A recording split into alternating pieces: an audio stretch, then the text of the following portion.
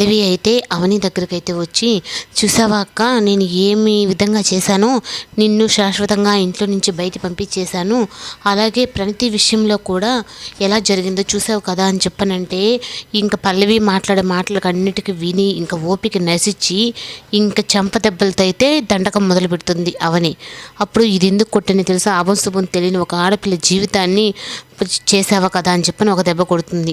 ఇంకోటి, నేను నీకేం అన్యాయం చేస్తే ఇదంతా పగబట్టి మరి ఇలా చేస్తున్నావు అని చెప్పి ఇంకో దెబ్బ కొడుతుంది. అలా కొడుతూ ఉంటే నాకు ఇలా నువ్వు కొట్టిన దానివల్లే నేను ఇంకా ఇలా తయారయ్యానని చెప్పి అంటుంది. ఇంకా ఆరాధ్య అయితే ఎగ్జామ్ బాగా రాశానని చెప్పని ఈ విషయం అమ్మకు చెప్పాలని చెప్పని అనుకుంటూ ఉంటే ఈ లోపల అవనియే కనిపిస్తుంది.